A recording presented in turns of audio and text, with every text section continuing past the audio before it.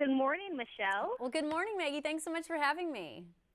Definitely. Thank you for joining us. I am just getting started with a new food-based blog, a lot about food businesses. So before we get into the meat of why we're here, could you tell me a little bit about your background and just why food in general is important to you? Sure. Well, I'm a registered dietitian. I went to school for dietetics, and then I also went to culinary school, so I've also been a chef. And so I really love combining the two. Food that tastes amazing and is also delicious. So I'm all about clean eating, whole foods in their least processed state, but of course, taste is paramount. Yeah, definitely. And clean eating and taste, let's be honest, is important to me as well. Do you think that's a privilege of being a middle class or upper class person, or is that something that everyone should have access to? Oh, I think everyone needs good nutrients for good health. We all need the same essential nutrients. So it's a matter of being smart and choosing the foods that are the most economical. But also, it also has to do with access to food. And that's why food banks really play a critical role. And so we want to make sure we're donating to food banks and getting them the resources that they need so they can get the right foods to their food bank clients. Definitely. I agree with that, too. So what we are here to talk about today is the Great American Milk Drive. And can you tell us a little bit about that program? Yeah, so I'm really excited to partner with the Great American Milk Drive and help encourage people to get the milk to the children and the families who need it most. So this time of year, this is known as the summer slide. Teachers and parents know this time of year when kids' minds are sitting idle. But there's also, things are in terms of nutrition. Kids can be losing out on important nutrients. So there are millions of children in this country that rely on free and reduced price meal programs during the school year. But during these summer months, a lot of those kids don't have access. And over 22 million children are not getting nutritious milk. And that's important because milk is providing 3 of the nutrients of concern for children, and that's calcium, vitamin D, and potassium. So the Great American Milk Drive is helping get nutritious milk to the children and the families. And it's very easy for people to participate and donate. And how would they go about doing that? Yeah, they can go to milklife.com/give. And for as little as $5, you can donate, and that will get a fresh gallon of milk to a child or family in need. And that milk is actually distributed via the Feeding America network of food banks. Okay. Great. And what is the goal? So you said there's 22 million kids that rely on the free or reduced meals. What is the goal of this program? Of how many kids are you hoping to reach? Sure. Well, of course, the more donations that are that we get, that will directly correlate to more nutritious milk to the families. But here's the thing. Food banks, of course, a lot of people think to donate non-perishable food items and canned goods, which is great. Those can be nutritious foods. But it's the fresh foods. I've visited food banks, and people, the food bank clients, they get really excited when they get fresh produce, when they get fresh milk. And fresh milk is actually a top requested food item at the food banks. And the thing with food banks is a lot of them, they don't have, milk needs to be refrigerated, so they can't store that vast quantity of milk. But through the Great American Milk Drive, these donations they'll directly send these vouchers for milk to the food banks. Those food banks will give those milk vouchers to the families so they can go and get fresh milk that they need when they need it, and especially this summer when the nutrients are harder to come by. Yeah, that is wonderful. So, and that did touch on a question I had of, I think when we think about giving to a food bank, we think about cleaning out our pantries or going and getting the on sale boxes of mac and cheese. And so you're telling us there can be some value there. Still, don't stop doing that, but maybe do a little bit of both.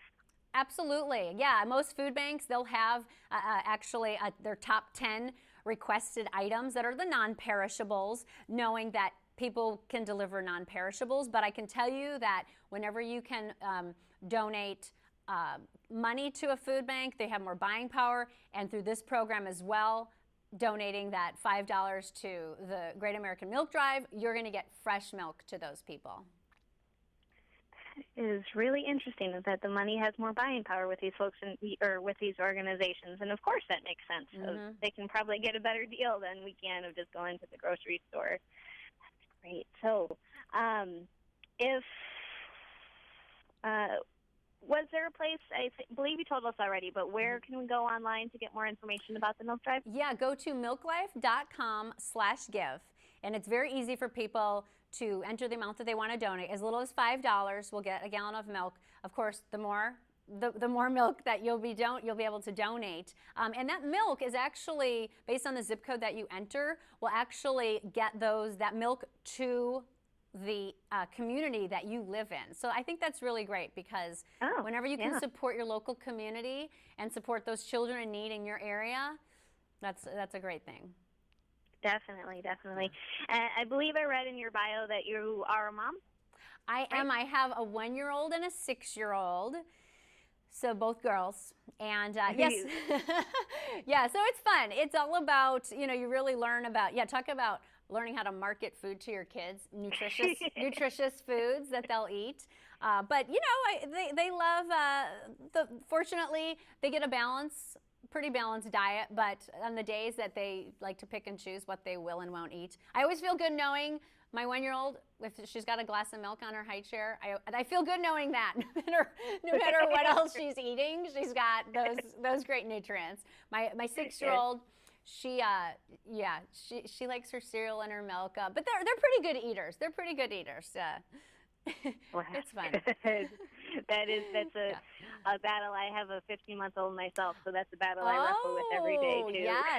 Yes. But you're right. She'll eat her banana and milk for breakfast. Okay, there's something in there that has value. That's good. Do you have any tips for other parents that are trying to help their kids eat healthier? Yeah, I think one of the an important thing to think about is don't just think, don't get stressed if it's meal by meal that maybe they skipped something. Think about the long haul. And whenever you can, you want to offer a variety of foods rather than coerce or force or bribe.